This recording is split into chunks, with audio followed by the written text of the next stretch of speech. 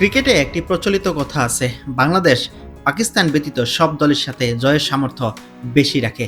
পাকিস্তানের বিপক্ষে তীরে এসে তরি ডুবার মতো ঘটনার সাক্ষী বাংলাদেশ ক্রিকেট অনেকবার হয়েছে। বিশেষ করে ব্যাটারদের কথা না বললেই নয়। আর এবার পাকিস্তানকে বোলিং ব্যাটিং দুই ডিপার্টমেন্টেই ধরাশয়ী করলেন বাংলাদেশি ক্রিকেটাররা। নাহিদ রানার পর তানজিদ তামিমের এক নাটকীয় ইনিংসে পাকিস্তানকে এক কথায় স্রেফ উড়িয়ে দিলেন।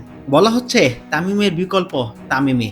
তামিম ইকবালের পর বাংলাদেশ ক্রিকেটে বিশেষ করে ওপেনিংয়ে একটু খরা যাচ্ছিল। এই খরা উতরাতে বিসিবির পদক্ষেপ আর সফলতা এক কথায় অসাধারণ। 160 স্ট্রাইক রেটে পাকিস্তানের বিপক্ষে 15 ওভারে 114 রানের টার্গেটে ব্যাট করে জয় ছিনিয়ে আনা, যা বাংলাদেশ ক্রিকেট ভক্তরা এরকম একতরফা ম্যাচে এই প্রথম উপভোগ করলো। যে জয় শুধু জয় বহন করে না, সামনে এক আগমনী বার্তা দিয়ে রাখলো। বড় দলের বিপক্ষে ওডিআই ম্যাচে 160 স্ট্রাইক রেটে ব্যাট করার সামর্থ্য রাখে বাংলাদেশি ওপেনাররা।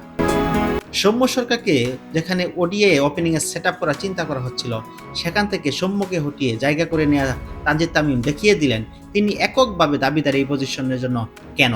ব্যক্তিগত ৬৭ রানের মধ্যে ৫টি ৬ আর ৭টি ৪-এর মাধ্যমে ৫৮ রান করে যেভাবে পাকিস্তানের বোলার এককভাবে ডমিনেট করলেন, দেখে মনে হচ্ছিল স্কুল লেভেলের বোলারদের ফেস করছেন এই ব্যাটার।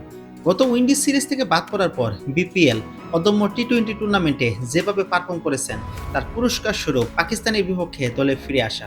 আর এই ফেরাটা ২০২৭ বিশ্বকাপের আগে নিজেকে এমন উচ্চতায় নিয়ে গেলেন, যেখানে বাউন্সি উইকেটে এভাবে পারফর্ম করা বাংলাদেশ টিমের জন্য এক বাড়তি অনুপ্রেরণা।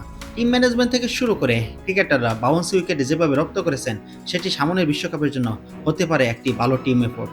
যদি বলা হয় যে বাংলাদেশি ওপেনাররা 160 স্ট্রাইক রেটে এরকম বাউন্সি উইকেটে ব্যাট করার সামর্থ্য রাখে, তাহলে বিপক্ষ দলের জন্য বাংলাদেশকে হালকাভাবে নেয়ার কোনো সুযোগই রাখবে না এই মারকুটে ওপেনাররা।